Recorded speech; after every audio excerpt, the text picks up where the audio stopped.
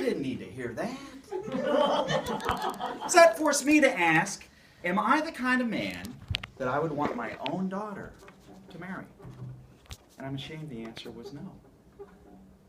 That same line of questioning holds for our young men as well. In addition to my daughter, I also have 3 boys of my own. Today, all 3 are in college at the same time.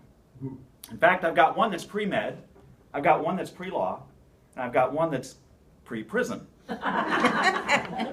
But 8 years ago, was I the kind of person that I would want my own sons to emulate? Again, the answer was no. Madam Contest Chair, fellow Toastmasters, and our most welcome guests, our actions can have generational consequences.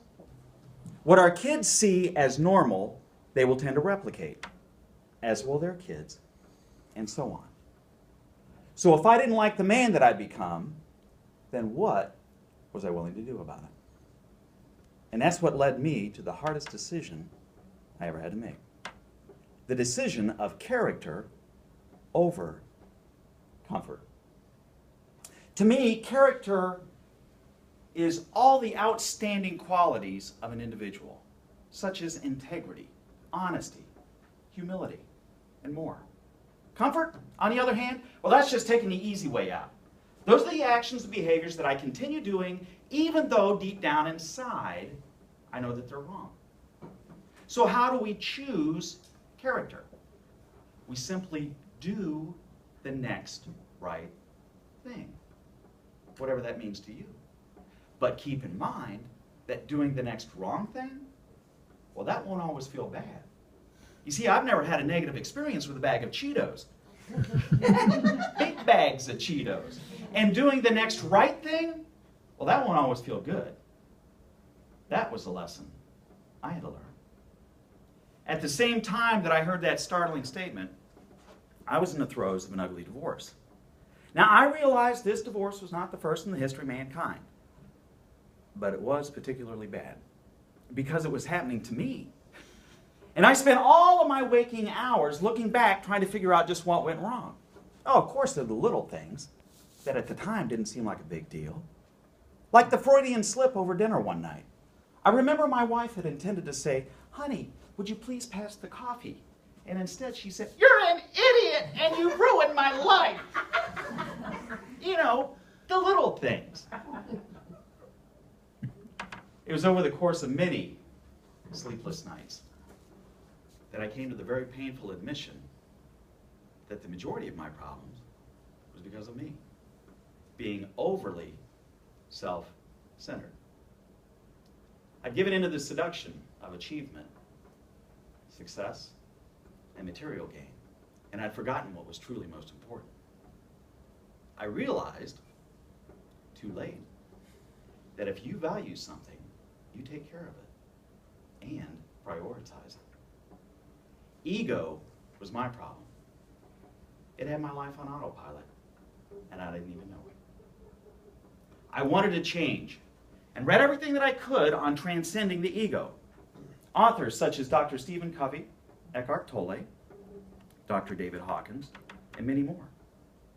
A common theme that these experts all pointed to was in order to dissolve the ego, one needed to build character.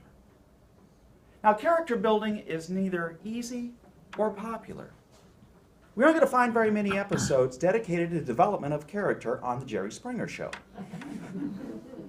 But one of the biggest lessons that I had to learn in my quest was that it's not all about me. I'm not the most important guy out there. That just because I have an opinion on something doesn't mean I need to share it.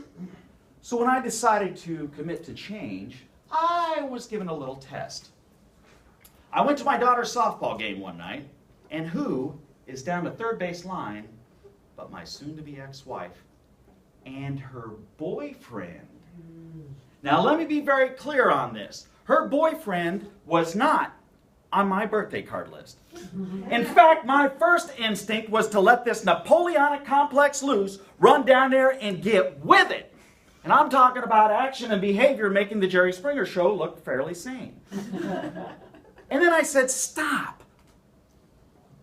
what's the next right thing to do?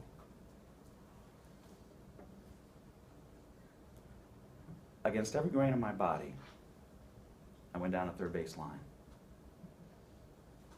Stuck out my hand, said it's a great day for a ball game, and I hope you both enjoy it. I turned around and walked away. That simple act was the hardest thing I've ever done in my life. I've been choosing character over comfort for over 8 years now. I've got to say I'm a different person, a better person. Today, I have gratitude for that man whose hand I shook, who went on to become my kid's stepfather, and a very good one at that. But he's still not on my birthday card list. By choosing character over comfort, you can become the person that you want to be.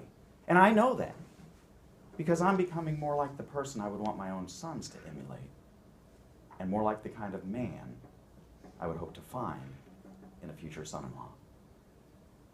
Today, character has become my comfort. Yes. I'm proud of you.